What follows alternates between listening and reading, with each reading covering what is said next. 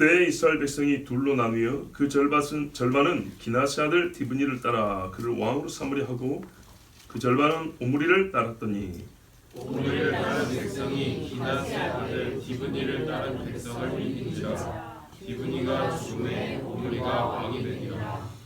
유다의 아사 왕 제31년에 오므리가 이스라엘의 왕이 되어 12년 동안 왕위에 있으며 디르사에서 6년 동안 다스리니라. 그가 은 2달란트로 세멜에서 사마리아 산을 사고 그 산 위에 성읍을 건축하고 그 건축한 성읍 이름을 그 산 주인이었던 세멜의 이름을 따라 사마리아라 일컬었더라. 오므리가 여호와 보시기에 악을 행하되 그 전에 모든 사람보다 더욱 악하게 행하여 느바사를 여로보암의 모든 길로 행하여 그가 이스라엘에게 죄를 범하게 한 그 죄 중에 행하여 그들의 헛된 것들로 이스라엘의 하나님 여호와를 노하시게 하였더라. 오므리가 행한 그 남은 사적과 그가 부린 권세는 이스라엘 왕 역대 지략에 기록되지 아니하였느냐.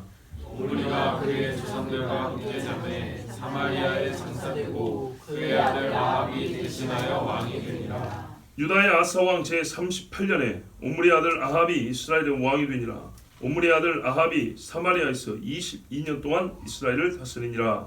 오므리의 아들 아합이 그의 이전의 모든 사람보다 여호와 보시기에 악을 더욱 행하여 느바스의 아들 여로보암의 죄를 따라 행하는 것을 오히려 가볍게 여기며 시돈 사람의 왕 엣바알의 딸 이세벨을 아내로 삼고 가서 바알을 섬겨 예배하고 사마리아에 건축한 바알의 신전 안에 바알을 위하여 제단을 쌓으며 또 아세라성을 만들었으니 그는 그 이전에 이스라엘의 모든 왕보다 심히 이스라엘 하나님 여호와를 노하시게 하였더라.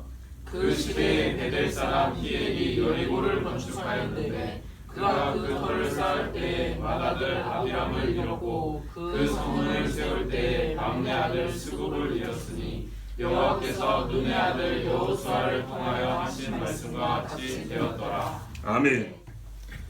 자, 오므리가요 수도 디르사를 포위하고 반역을 통하여 왕이 된 시므리를 공격했습니다.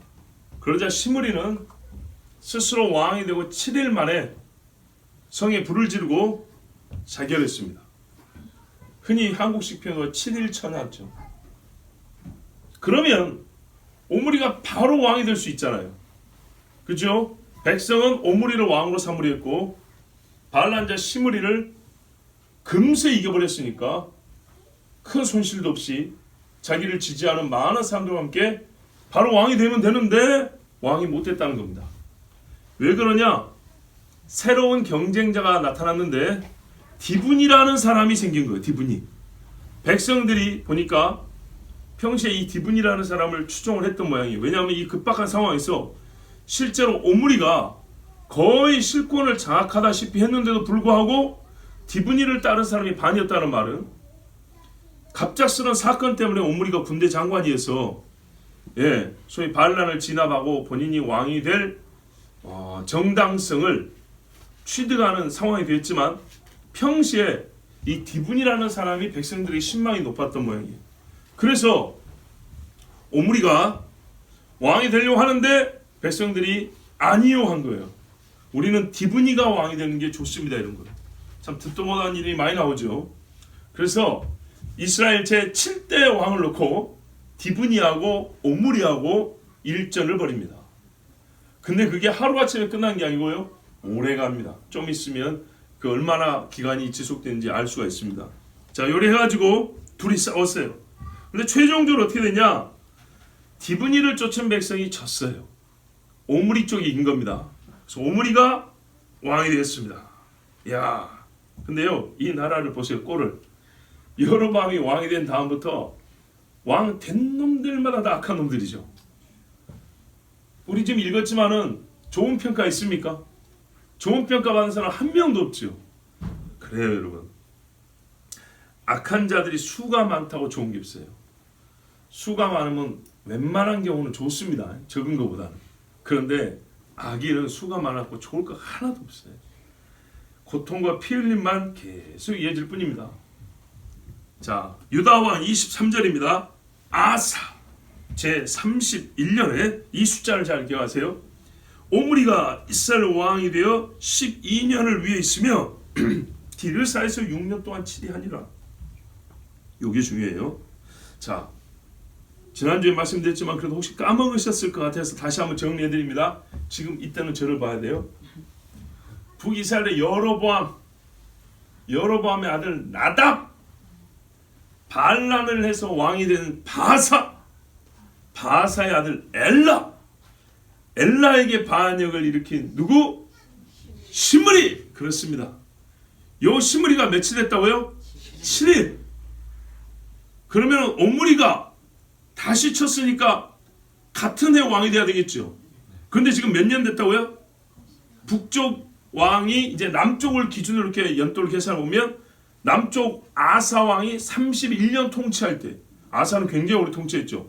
31년 통치할 때 왕이 됐다는 겁니다. 그런데 중요한 건 뭐냐? 여러분 15절을 보세요. 유다 왕 아사 제27년에 시므리가 디르사에서 7일 동안 왕이 되니라.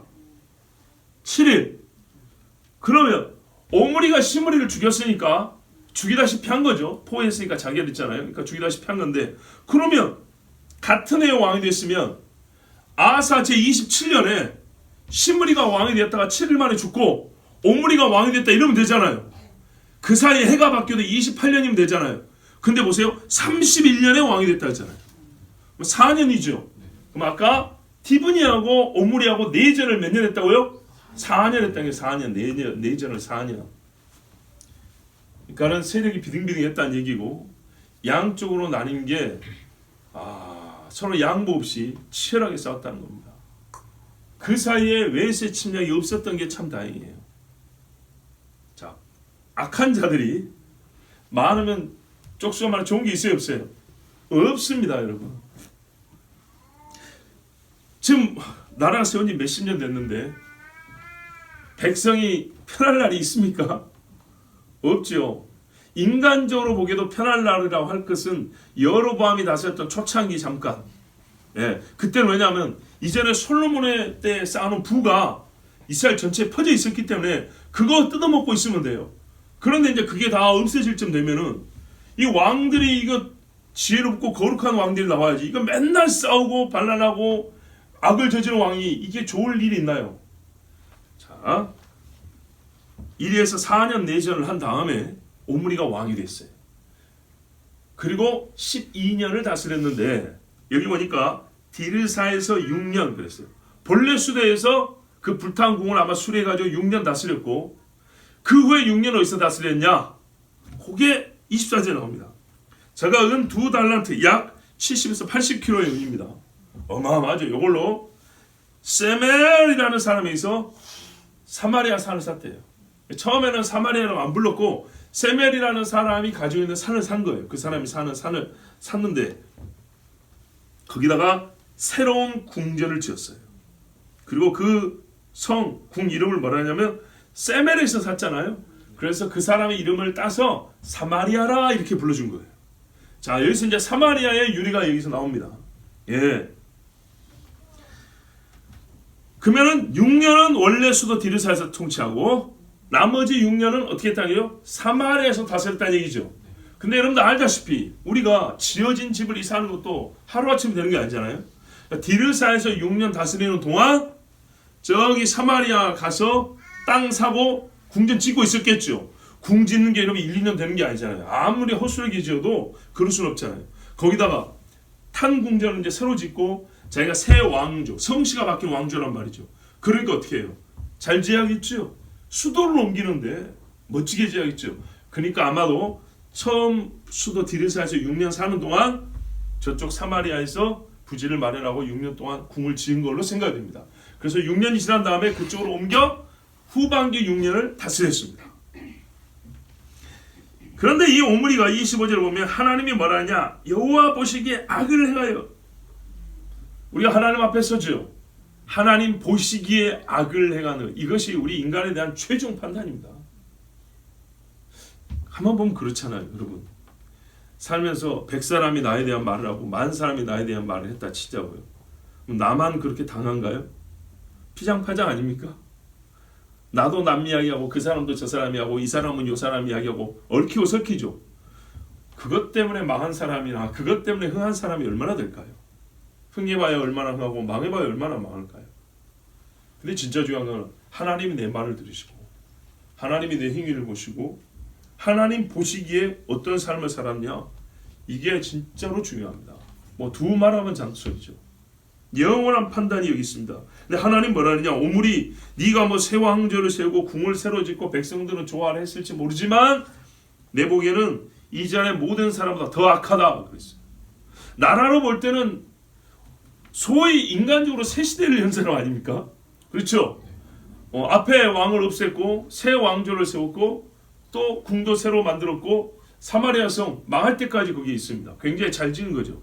그런데요, 하나님 보시기에는 악하다, 제일 악하다, 역대 왕 중에 제일 악하다. 뭘 보고 이렇게 판단하실까요? 잘 보십시오. 성경에 진짜 우리에게 잊지 못할 정도로 반복에 가르쳐준 게 이겁니다. 하나님이 어쩌면 선하다, 의롭다 하고 어쩌면 악하다 하냐. 26절 보세요. 다 모범 사례가 있어요. 아브라함, 다윗처럼 하면 선하다 할 것이고 요 사람처럼 악하되 여로보암입니다. 여로보암의 모든 길을 행했대요. 잘 배웠다는 얘기죠. 여러분, 어떤 사람은요 안 좋은 것을 열심히 배운 사람도 있어요. 무지하게 잘합니다. 뭘요? 안 좋은 것을 무지하게 잘합니다. 배워도 꼭 못된 거를 배웠어요. 그럼 무슨 말이에요? 금송아지 그대로 뒀다는 얘기고, 백성들 음행하고 고기 뜯어먹고 피째 먹는 거 그대로 뒀다는 얘기고요. 본인이 거의 가세 있겠죠. 음행 이방의 풍습을 쫓으면 전부 다 더했다는 거예요. 왜? 그러니까 제일 악하다고 그러죠. 더했으니까. 여로보암의 길을 모두 쫓았는데 더 악하다 했으니까 더했다는 얘기 아니에요? 배워야 되는데 선한 걸 배우지 못하고 악한 것을 배워서 그 집에 죽은 것을 보고도 깨닫지 못하고 계속 되었어요. 악은 그래요. 요한계시록 여러분, 악한 자는 그대로 악하게 냅둬라. 안 되더라고요. 세상 말이 이런 말이 있어요. 세상 말이. 우리 신앙적인 표현은 다 맞는 건 아닌데 인간의 그 지독한 악질, 악성을 표현하는 말로도 어느 정도 일리가 있어요. 사람은 고쳐 쓰는 게 아니다. 안 고쳐진다는 거예요. 근데 여러분 보세요. 나를 보나 너를 보나 고쳐집니까? 정말 안 고쳐지죠. 진짜로 안 고쳐집니다. 이 인간입니다. 그래서 세상에 현자라고 부리는 지혜자들이 뭐라고 말했다고요? 네, 사람은 고쳐 쓰는 거 아니다 이랬다고요. 뭐 어쩌라고요? 그래서 가르쳐준 게 뭔지 압니까? 이러이러한 사람은 상대하지 마라. 이러이러한 사람은 손절하라. 이러이러한 사람은 가까이 두라. 만약에요, 바뀔 수 있다면요. 실제로 바뀌는 경우가 있긴 있죠. 너무너무 드문 거예요.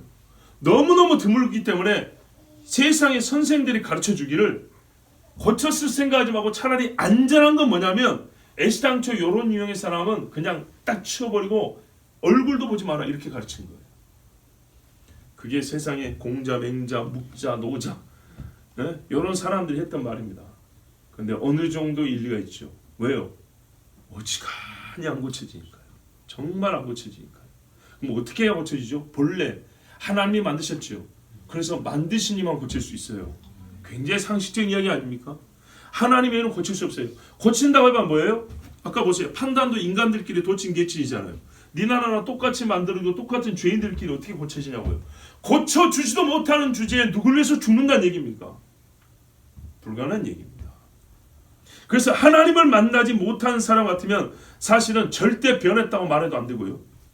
변할 수도 없는 겁니다.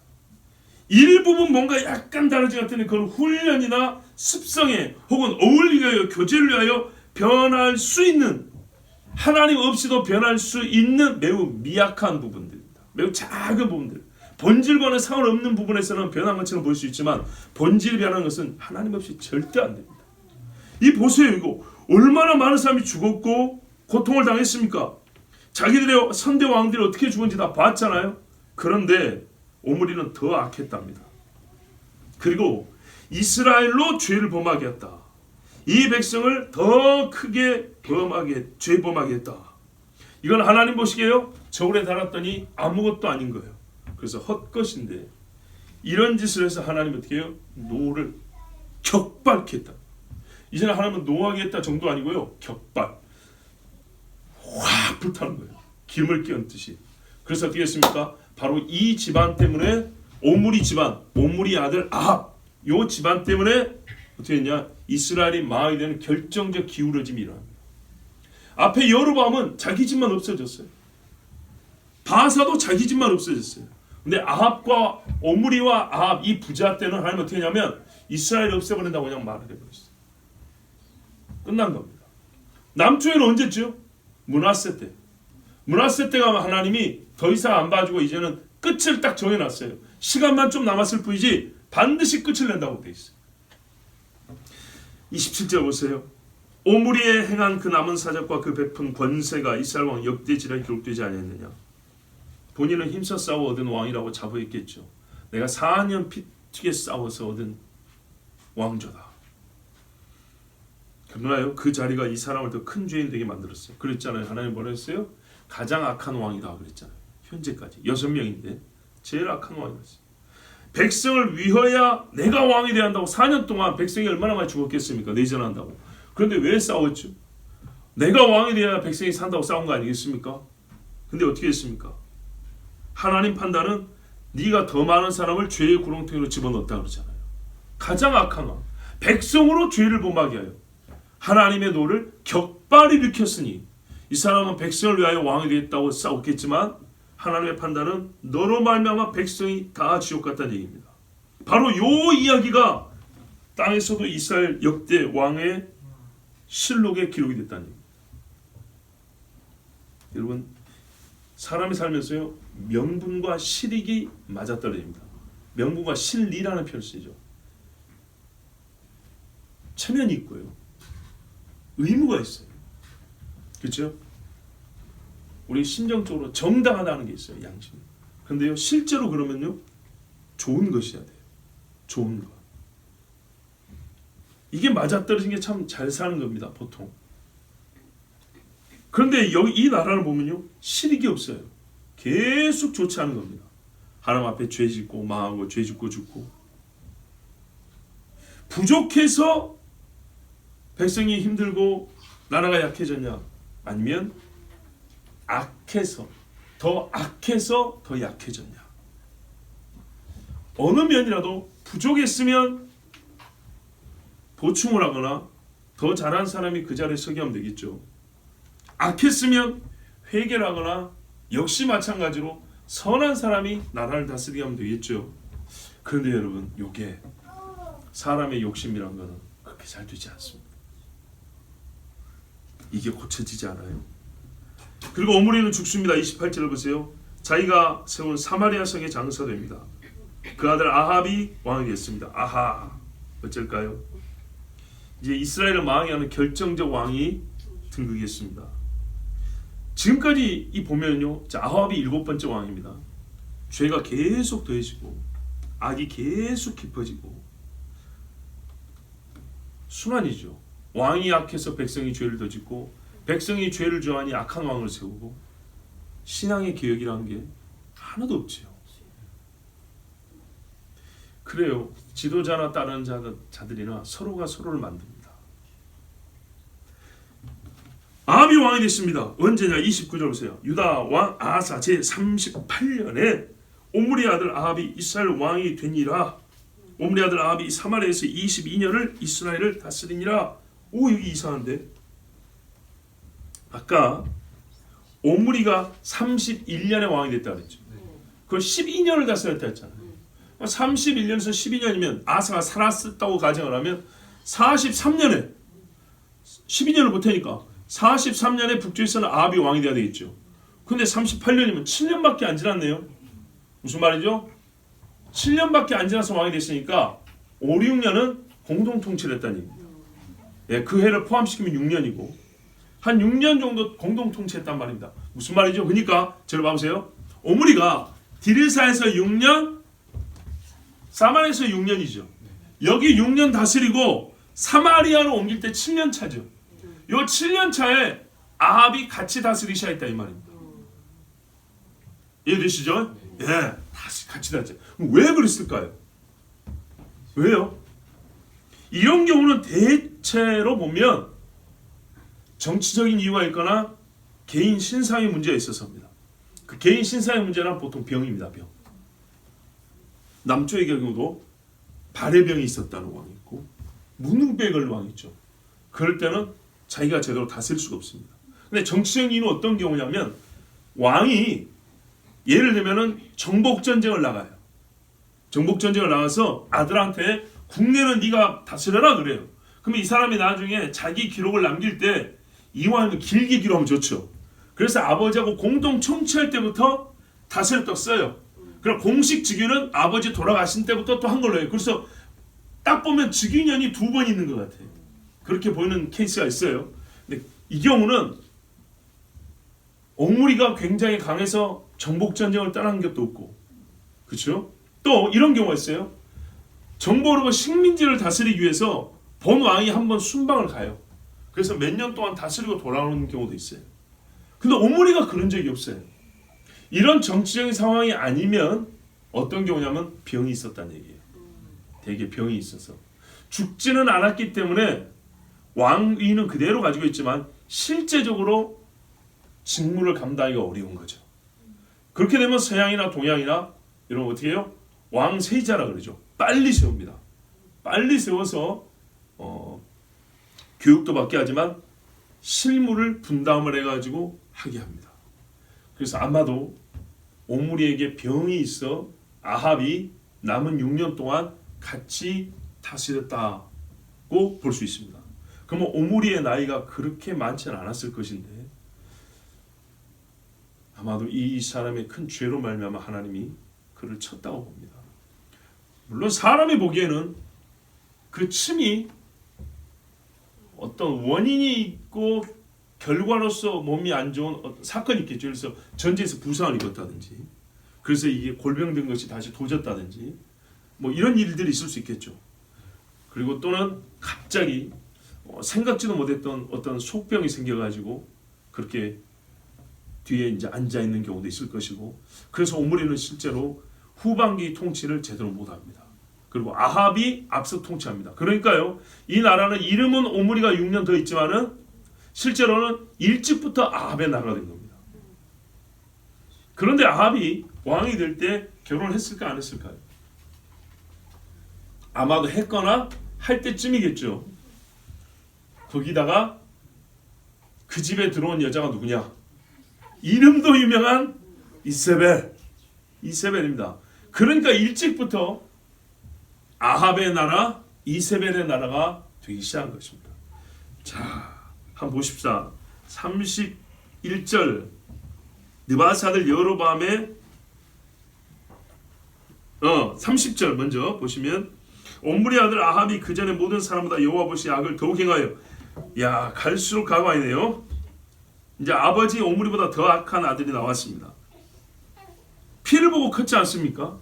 거기다가 왜 더 악하게 됐냐 하면 뭐 꼭 부인 때문이다 라고 말을 하기는 어렵지만 실제로 그랬죠. 이제 역사를 읽어보면 31절 느바스 아들 여로보암의 죄를 따라 행하는 것을 오히려 가볍게 여기며 시돈 사람의 왕 엣바알의 딸 이세벨로 아내를 삼고 가서 바알을 섬겨 숭배하고, 자 이스라엘 역사상 최악의 왕입니다. 여로보암의 죄가 가볍다면 도대체 얼마나 큰 죄를 저질렀을까요? 이전의 왕들이 여로보암 따라갔다고 하나님이 그 죄로 죽였지 않습니까? 그런데 얘는 그렇게 가볍답니다. 그럼 그 실체가 뭐냐 했더니 바알을 대놓고 섬긴 거예요. 자, 금송아지를 세운 다음에 이가 곧 여호와라, 이것도 큰 죄죠. 이 출애굽 때 신의 상 앞에 지은 죄입니다. 그런데요, 이름은 그래도 뭐라고 했어요? 여호와라는 이름을 붙였어요. 절대 그러면 안 되는데 그래도 참 명맥상 여호와 신앙의 그래도 우리가 뿌리를 가진 종족이라는 것을 그렇게 보여주기로 했는데 아합 때는 어떻게 했냐? 아예 하나님 치워버리고 바알을 대놓고 섬긴 거예요. 이스라엘은 바알 나라 이렇게 돼버린 거예요. 왜 그랬냐? 이름 보시면 엣바알 보이시죠? 예. 이집 딸 이세벨이 들어와가지고 솔로몬에게 들어온 여자들이 솔로몬으로 하여금 마음을 돌이켜 귀신의 산당을 짓게 만든 것처럼 이 여자가 와가지고 사마리아 수도 성에다가, 아니 예루살렘 수도에도 성전이 있는데 우리 사마리아 수도에도 수도에 우리가 섬기는 신의 성전이 있어야지, 신전이 있어야지. 그래갖고 바알 신전을 세운 거예요. 자, 이제 본격적으로 뭐예요? 예루살렘 여호와 성전과 사마리아의 바알 신전이 격돌하는 겁니다. 영적 세계에서는 그렇게 되는 겁니다. 그러면 어떻게 해요? 한쪽이 무너져야죠. 바알이 참패를 당할 수밖에 없는 겁니다. 이 짓을 한 게 아합이고 이세벨입니다. 32절 33절 같이 읽습니다. 시작. 사마리아에 건축한 바알의 사당 속에 바알을 위하여 단을 쌓으며 또 아세라 목상을 만들었으니 저는 그 전에 모든 이스라엘 왕보다 심히 이스라엘 하나님 여호와의 노를 격발하였더라. 아멘. 제가 다른 번역이 좀 다른가 봅니다. 바알을 숭배하는 집의 딸 이세벨. 그런데 바알의 부인이라고 불리는 여신이 있었는데 이가 아세라입니다. 저기 에베소에 가면 아데미. 이세벨, 그러니까 영적으로 보면 아세라가 이세벨인 거죠. 아합이 바알 역할을 하는 거고요. 육을 입은 바알과 아세라인 거죠. 그렇게 북이스라엘 다스리는 거예요. 근데 아세라상은요 항상 목상이었나 봅니다. 나무로 만든 거예요. 나무로. 그래가지고 수도에다가 신전을 세운 다음에 둘이를 쌍으로 이렇게 딱 놓고 제사를 지는 거예요. 그리고 보시면 알겠지만 갈멜 사람은 또 바알 제단 있잖아요. 원래 하나님께 예배드리던 곳이거든요. 여러분 성지순례 들으시죠? 카르멜 하나님의 정원 이런 이야기 들었잖아요. 그러니까 이스라엘 전역에 바알과 아세라상을 쫙 보급 확산시킨 거예요. 그래서 전 이스라엘 어디에서도 바알에게 제사하고 싶은 사람이 뭐 장소를 얻지 못하고 산당이나 신전을 찾지 못해서 바알 제사를 못하는 일이 없도록, 우리 한국식으로 말하면 가는 데마다 교회가 있어서 예배 드리려고 맘만 먹으면 어느 교회로 들어갈 수 있는 것처럼 이스라엘에 바알 사당으로 가득하게 만든 사람이 이 사람들입니다. 그리고 국가에서 돈을 주고 키웠다 하잖아요. 바알과 아세라 제사장들 몇 명입니까? 850명이잖아요. 바알이 몇 명이죠? 바알 제사장이 몇 명입니까? 400명. 아세라가 350명? 450명? 하여튼 한 400명씩 되죠. 그럼 여러분 400명이라고 한번 치고 보자고요. 1인당 하나씩 잡으면 몇 개입니까 도대체? 그 이스라엘 전역에 어마어마하죠. 그 보통 다 산에 있는데 그러면 산마다 다 있었다는 얘기 아닙니까? 그래서 하나님 격발했다. 크게 노하게 한 거예요. 여기서 하나 궁금한 게 있어요. 제가 좀 이따가 이 궁금증과 상관 있는 이야기를 마지막에 할 건데 왜 아합은 이세벨하고 결혼했을까요? 아무리 못된 왕이라도 그 전에는 전부 다 이스라엘 여자들랑 결혼한 걸로 우리가 그렇게 알고 있는데 왜 이 사람은 기록이 딱 나왔잖아요. 유별나게 시돈 여자하고 결혼했다. 여러분 이스라엘 바로 위에 두로와 시돈이 있습니다. 그렇죠? 다윗 당시에 두로 왕하고 친했어요.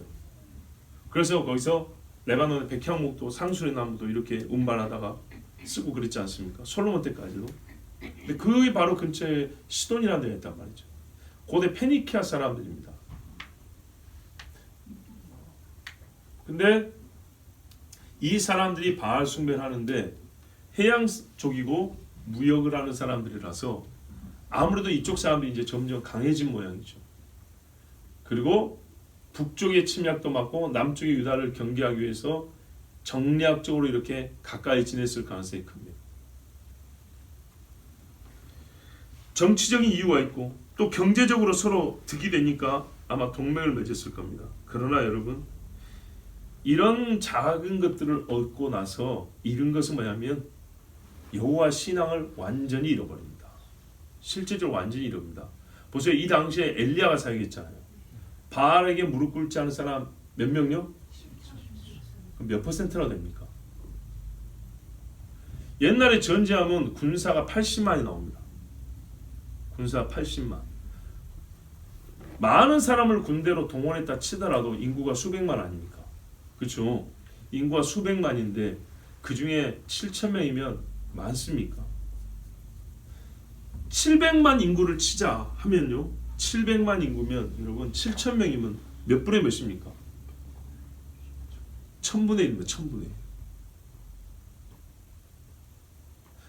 반을 잡을까요? 700만이 많으면 350만 분의 7천 명이면요.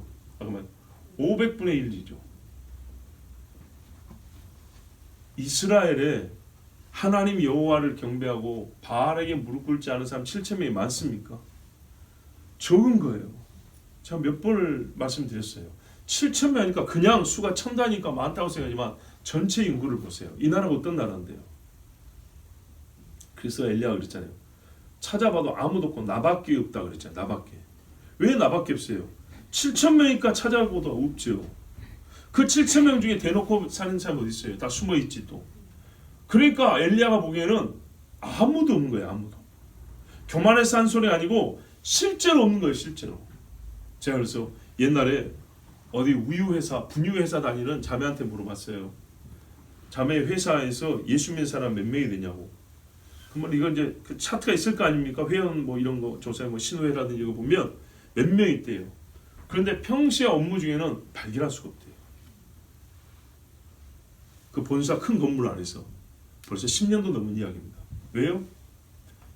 신앙이 표가 나야 되는데 밥 먹을 때 기도하는 사람, 회식 자리에 가서 경건을 지킨 사람, 평상시 언어에 있어서 예수 믿는 티가 나는 그 신앙의 언어를 쓴 사람 없는 거예요. 못 봤다 그랬어요. 못 봤다.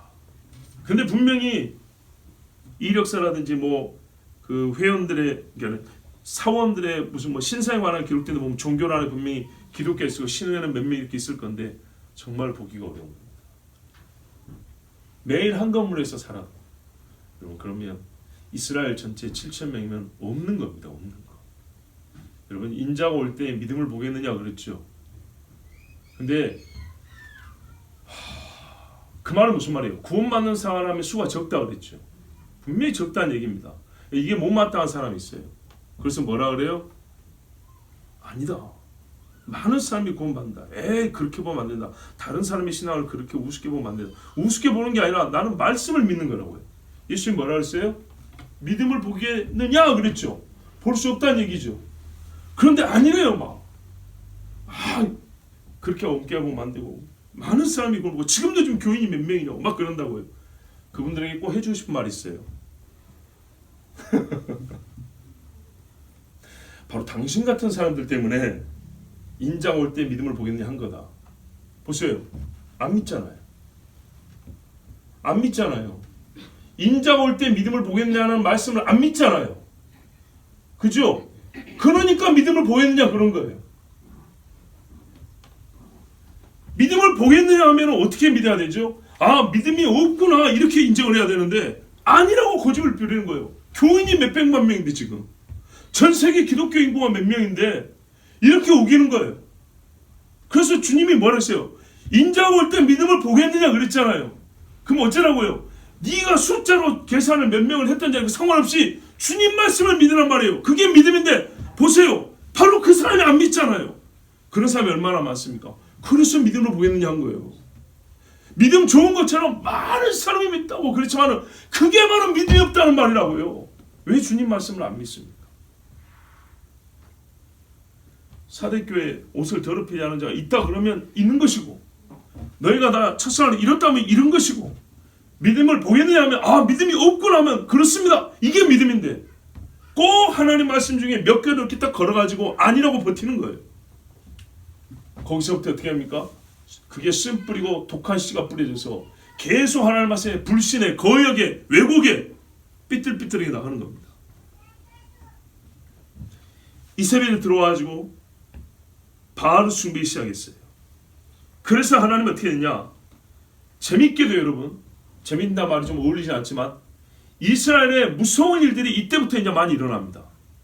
결정적인 악한 왕이 들어서자 하나님도 이제 어떻게 해요? 이 나라를 사랑하기 때문에 특단의 조치를 하기 시작합니다. 하나님의 징벌의 매질, 사랑의 매질이 본격적으로 시작됩니다. 신명기에 뭐라 그랬어요? 네 우상 숭배하고 하나님 말씀 불순하면 기근이 있으리라 그랬죠. 예. 신명기 28장 23절 24절에 내 머리 위에 하늘은 노시되고 내 아래의 땅은 철이 될 것이며 여호와께서 비 대신에 티끌과 모래를 내 땅에 내리시니 그때 하늘에서 내 위에 내려서 필경 너를 멸하리라.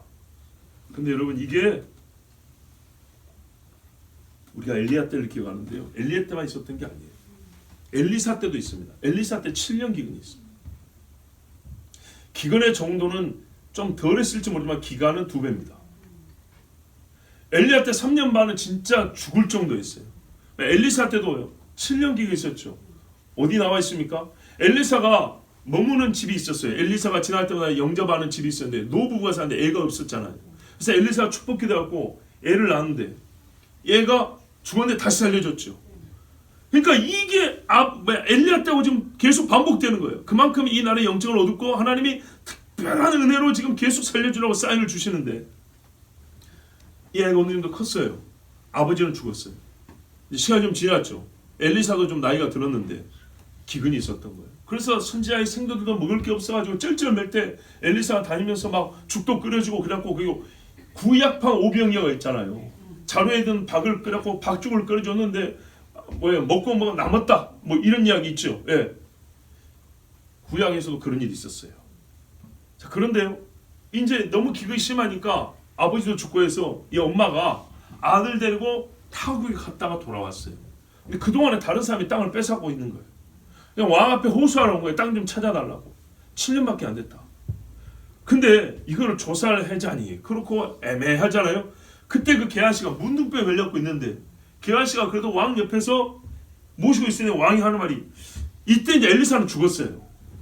그 엘리사 선지자 이야기 좀 해봐라 한번 들어보자. 그런데 마침 게하시가 무슨 이야기가 있었어요? 그 노부부에게 축복기도하고 애를 낳고 어쩌고 요 이야기하고 있는데 그 애를 낳고 엄마가 들어온 거예요. 그러니까 뭐라 그래요? 바로 이 여자입니다. 이 여자. 그래갖고 땅을 찾아준 이야기 있죠. 보세요. 하나님 말씀대로 엘리야와 엘리사 때 죽은 자도 살리고 땅에 기근이 2번이나 연속이 있었고 그리고 왕들에게 하나님이 회개할 수 있는 기회를 줬어요. 최고의 선지자를 그 옆에다 뒀어요. 돌아왔습니까? 안 돌아왔습니까? 여러분 세상 사람의 지혜를 진리로 만들어주지 마세요. 사람은 고쳐 쓰는 것이 아니다. 정말 그 말을 진리로 만들어주지 마세요. 진리는 뭐냐? 하나님이 바꾸신다잖아요. 근데 하나님이 억지로 하십니까? 그렇진 않아요. 이 시대가 얼마나 악하냐. 사사시대도 보면요. 왕이나 백성이나 똑같죠. 제사장이나 백성들이나 똑같죠. 레위인이나 일반 사람이나 똑같아요. 34절 보세요. 그 시대에 베델 사람 히엘이 여리고를 건축하였는데 저가 그 터를 쌓을 때 맏아들 아비람을 잃었고 그 문을 세울 때 말지 아들 수굽을 잃었으니 여호와께서 눈의 아들 여호수아로 하신 말씀같이 되었더라. 그 시대에 여러분 다윗 시대에는 이런 짓을 했을까요? 안 했겠죠. 악이 돌고 돕니다. 그 시대에 왕이 갈수록 더 타락하고 악한 자로 세워졌을 때 이스라엘 중에 하나님 말씀을 듣는 백성이 어디 남아나겠습니까? 그래서요 전통적으로 물 좋고 목 좋은 거 여리고 가보셨잖아요. 목이 참 좋아요. 여당만 건너서 가나안 들어가면 여기를 거쳐야 되는 거예요. 군사적으로 경제적으로 또 나그네들 쉬기에도 너무 좋아. 오아시스 물이 있으니까. 그런데요 오랫동안 무너져 있었잖아요. 주인 없다 이 말입니다. 저주가 두려워가지고 손을 안 냈는데 용기 있게 설마 믿음이 중요하다니까요. 왜 안 믿냐고요. 안 믿으니까 히엘이 들어갔어요. 그럼 여리고하고 베델은 가깝잖아요. 자 여호수아가 칠 때 어떻게 했어요? 먼저 여리고 치고 그 다음에 베델 치러 갔죠. 가까운 지근거리요. 그러니까 얘기를 눈여겨봤는데 사람은 없고 이 지나가는 사람이 요 베델까지 와서 쉬고 먹고 하는데 사실 저기 여리고에다가 뭘 좀 하면 굉장히 좋겠는데 옛날에 이거 진짜 흥했던 도시인데 아까운 거예요. 그래가지고 가고 싶은데 저주가 걸린 거죠. 근데 아직까지 뭐가 증명이 안 됐어요? 그 저주가 말은 내려오는데 실제로 증명이 안 됐어요. 여러분 보지 못하고 믿는 것이 복됩니다. 역사적인 선례를 보니까 누가 제약 공부 한 것도 없고 아직 죽은 이야기가 없어요. 자기가 1번이 된 거죠. 여러분, 복된 일에 1번이 돼야지 이런 테스트에 1번이 돼야겠습니까? 그래가지고 이 사람이 가까우니까 슬쩍슬쩍 하다가 거기다가 이제 성을 세우기 시작한 거예요. 여러분, 운막 하나 짓는 것도 건축허가 필요하죠. 성을 짓는 게 아무리 고대라도 성이 뭐 도시잖아요. 큰 집이잖아요. 쉽게 말하면 큰 집인데 이게 국가에서 묵인하고 모른 척 할 수 있는 일인가요? 그렇지는 않겠죠. 그런데요, 애시당 쪽 버려진 땅이라고 모두가 이렇게 생각한다면 마음 놓고 할 수 있겠죠. 어쨌든 이래가고 이 사람이 거기다가 성을 짓기 시작했어요. 그런데 어떻게 됐습니까? 터를 쌓을 때 맏아들이 죽었습니다. 그러면 깨달아야 되지 않을까요? 안타깝게도 터에서 시작해서 벽을 다 쌓고 문을 달았습니다. 문 달았다면 집 다 지은 거 아닙니까 사실? 성 하나 없고 아들 둘이 잃었네요. 여러분 같으면 하시겠습니까? 그러나요, 눈어둠을 합니다. 해요 정말로. 하나님 나라의 소망을 두는 자는 아들 7을 다 순교자로 만들어도 감사하고요. 하나님이 없는 사람은 이 저주받은 성 쌓다가 자기 아들을 다 잃습니다. 이 사람은요, 뭐만 생각, 얻을 것만 생각했어요. 잃을 걸 생각하지 않았어요. 이게 참 죄입니다. 바람 피우면서 얻을 쾌락만 생각했어요. 가정을 잃을 걸 생각 안 했어요. 도박하면서 재산 다 날린 잃을 걸 생각하지 않고 딸 것만 생각했어요. 하나님이 얻는다고 약속한 게 있고 잃는다고 약속한 게 있어요. 그럴 때 아무리 얻으려고도 잃게 되고요, 잃을 줄 알아도 얻게 되는 거예요. 생명을 잃은 것 같아도 영생을 얻게 되듯이. 이 사람 바로 이게 신앙이 없다는 증거입니다. 하나님의 여리고에 관해서 손됨을 잃는다 그랬지 얻는다고 말한 적이 없습니다. 여호수아 6장 26절에 여호수아가 그때 맹세로 무리를 경계하여 이르되, 다 맹세시킨 거예요. 선서하고 맹세했다는 겁니다. 이 여리고 성을 누구든지 일어나서 건축하는 자는 여호와 앞에서 저주를 받을 것이라. 그리심산과 에발산에서 한 저주만 무서운 게 아니라 여기는 이 특정한 성을 두고 저주를 했어요. 왜? 하나님 앞에. 왜 그러냐? 하나님 그랬거든요. 싹 다 바친 땅 성이라 했다고. 손 하나 못 띄게 됐죠. 곡시간토록 손 못 띄게 했다고요. 다 불태워버렸어요. 그것처럼 여기서 뭐 얻을 생각하지 말라는 거예요. 왜? 이건 하나님께 완전히 바친 성이기 때문에 사람이 무엇을 하라고 생각지 말라는 거예요. 그게 여리고입니다. 그래서 어떻게 저주했냐? 그 기초를 쌓을 때 장자를 잃을 것이요. 정확하죠. 문을 세울 때 계자, 차자를 잃으리라. 하나님 말씀 맞죠? 정확하게 이루세요. 정확하게. 어떤 시대예요? 아합이 왕이 된 시대예요. 왕이 약하고 하나님 두려운지 모르고 바알까지 세우니까요, 백성들도요, 하나님에 대한 조금의 두려움마저도 이제 싹 지워져 버렸어요. 악은 악을 낳습니다. 하나님 경외하면서 청소를 시켜버립니다. 여러분, 이건 여호수아의 개인적인 발언이 아니었습니다. 왜요? 오늘 본문이 뭐라 그래요? 여호와께서 눈의 아들 여호수아로 하신 말씀과 같이 되었다. 하나님이 여호수아에게 감동하게 하사 여호수아가 말한 것이었어요. 모든 성경은 하나님의 감동으로 된 것으로 여기서도 정확하게 성경이 스스로 증거해 줍니다. 한 가지 더 여러분, 매우 안타까우면서도 아까 이세벨 결혼과 관계했어요. 우리 자신을 돌아보기에도 너무 좋은 교훈이 있어서 하나 더 말씀드립니다. 아합이 이세벨을 아내로 맞았습니다. 여러분, 결혼하신 분이 여기 많은데 결혼해 보셔서 알지만 남편이나 아내야 일방의 뜻으로 모든 게 잘 되지 않습니다. 처음부터 결혼이라고 해서 같이 하고 같이 살려고 한 거기 때문에 본래 제 마음대로 되는 것이 잘못된 겁니다. 같이 하는 겁니다. 그래도 물론 소위 머리 대면 남편에게 있기 때문에 비중을 하자면 남자 쪽이 좀 무겁긴 합니다. 아합이 이세벨을 아내로 맞아서 귀신의 사당을 지었습니다. 이거는 아내의 힘도 있지만 아합 자신이 하나님을 알지 못하고 하나님 신앙 없기 때문입니다. 그런데 여러분, 놀라운 것은 뭐냐면 그 아들들을 낳아서 이름을 지을 때는 어떻게 지었냐? 아하시아, 여호람, 이렇게 지었습니다. 바알 사당을 지은 아합이요 아들 이름에는 여호와 이름을 넣었다고요. 야는 여호와의 축약형이고요. 여호람은 여호를 집어넣습니다. 완전히 남쪽의 다윗 집안의 이름 짓는 방식하고 다르지 똑같습니다. 여러분 이게 우리에게 뭘 가르쳐줍니까? 아합에게는 이스라엘의 여호와 신앙의 뿌리가 있어요. 이 사람이 믿는다는 게 아니고 정신적 뿌리를 얘기하는 거예요. 종교 문화, 종교 전통적 뿌리가 있어요. 그래서 제가 옛날에 우리 이제 젊은이들에게 말했어요. 너희 아버지 세대는 있잖아. 교회 청년부를 다녔으면 교회에서 주로 예식하고 목사들 불러다가 결혼식하고 그랬단다. 근데 요즘 애들은 그렇지 않은 애들도 무지하게 많다. 이게 뭐냐면 적어도 그런 식으로 교회에 다니는 청년하는 모양은 내었다 이 말이죠. 그런데 자신 낳고 기는 건 세상은 똑같으니까 얘들이 중학교 고등학교 다닐 때부터 교회 다 떠나버리고. 근데 말하자면 그 비슷한 거예요. 흔적이 있어요. 흔적이. 몇 대 예수 믿은 집안에 가면 그 믿음이 있었던 집이라는 흔적이 있어요. 언약의 물기가 아직 다 빠지지는 않았다는 얘기입니다. 그래서요. 이름 지을 때 이세벨식으로 하면 이름을 바알로 지어야 되는데 그죠? 바시기 세순이 이렇게 지어야 돼. 이세벨 때 세순이 뭐 이렇게 섞갖고 지어야 되는데 그러자고 여호와 이름을 넣었다는 얘기입니다. 이 악한 왕도. 하지만 거기까지입니다. 보세요. 이스라엘 사람이니까 이스라엘식으로 지었어요.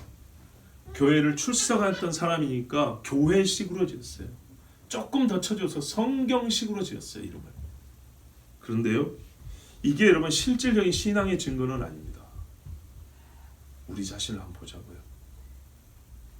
오해는 하지 마세요.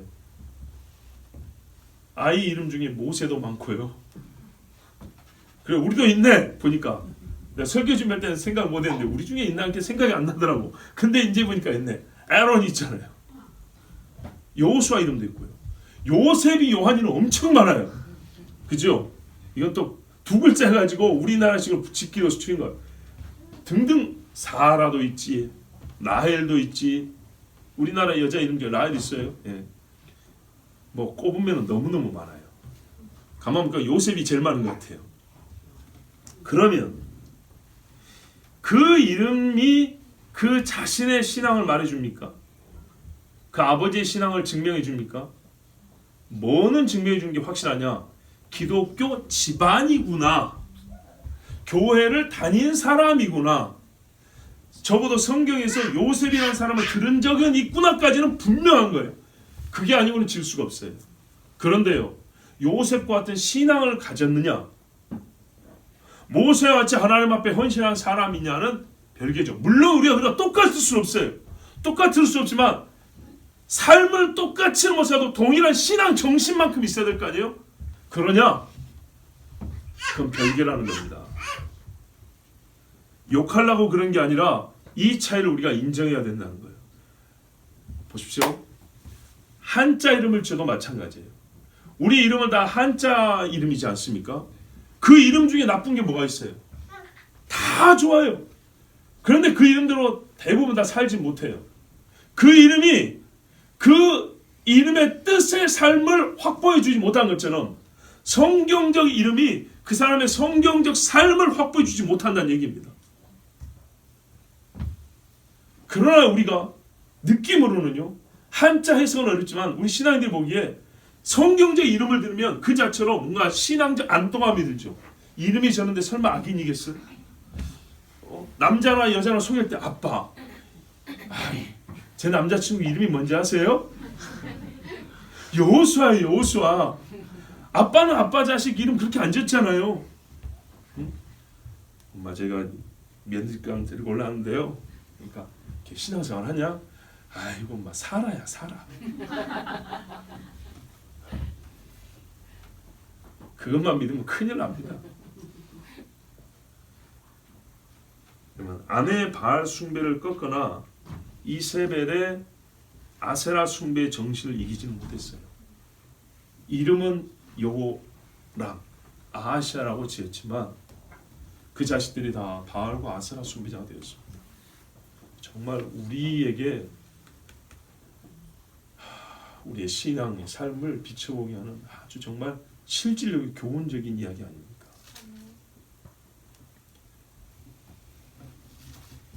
신앙이 무너지는 시대임에도 불구하고 여전히 성경 인물의 이름을 그대로 자녀의 이름으로 짓는 경우는 많습니다. 신앙이 붕괴되는 속도는 빠르고 붕괴됨의 크기도 큰데 신앙의 이름으로 이름 짓는 것은 그렇게 빨리 붕괴되지 않고 여전히 많이 지어집니다. 이 괴리감. 여전히 신앙의 이름은 많은데 신앙이 무너지는 속도는 빠르고 크다. 이 차이. 여호람이라고 부르고 아하시아라고 부르지만 이 나라는 돌이킬 수 없는 신앙의 붕괴를 경험하고 있다. 이게 마지막 때 이야기입니다. 십자가는 있지만 십자가 붙은 사람이 없고 성경은 가지고 있지만 성경을 믿는 사람은 없고 주님 하시지만 주님 오심을 기다리는 사람이 없다. 그래서 주님이 하신 말씀이 인자가 올 때 내가 올 때 믿음을 보겠느냐. 여러분 아하시아와 여호람은 그 아비 아합의 길을 걸어갔습니다. 어미 이세벨의 길을 그대로 걸었습니다.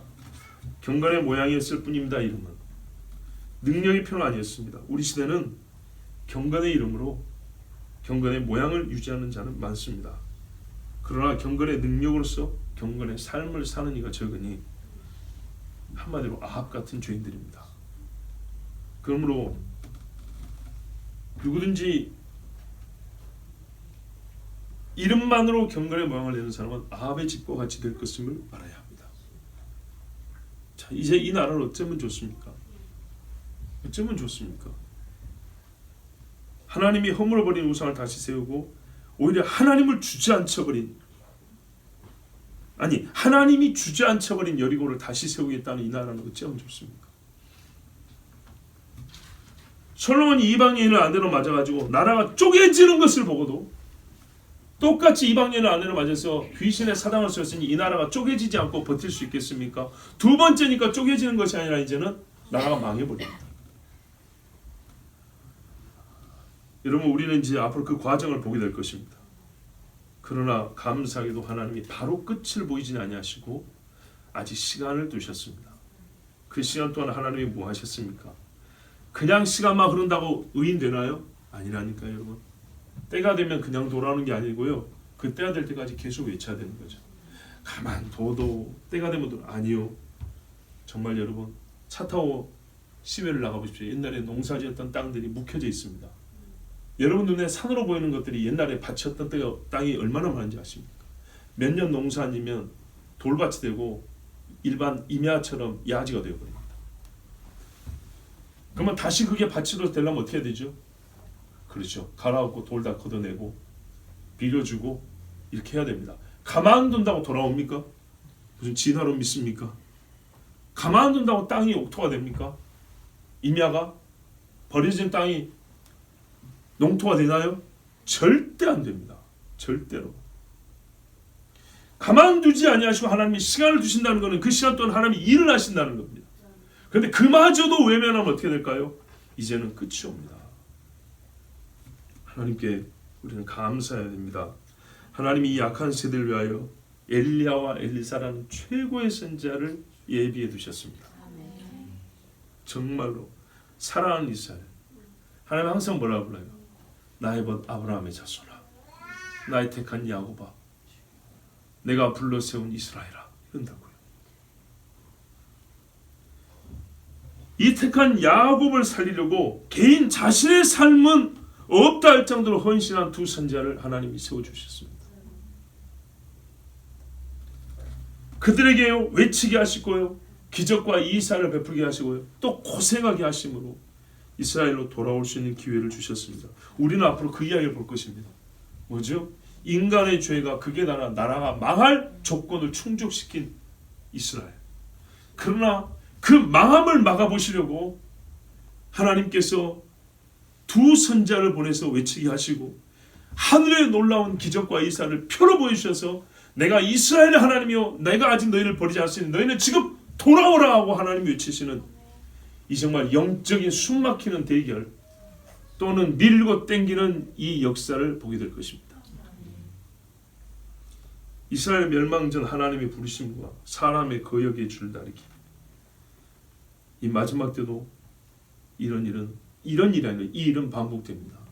요한계시록 두 선지자가 이스라엘을 외친답니다. 전 세계 돌아다니면서 외치면 좋겠거니와 그 사람들이 꼭 예루살렘에서 외친답니다. 그러나 그것이 세계를 향한 외침인 것도 우리가 다 알 수 있습니다. 그런데 여러분, 이런 하나님의 원리 원칙은요, 어떤 의미, 구원받기 전에 사람의 몸에서 똑같이 나타납니다. 보세요. 이 사람이 악한데 하나님이 부르세요. 그리고 구원받은 자는 돌아오고요, 망할 자는 있어 거역합니다. 즉 우리 개인으로도 다 경험하는 일들입니다.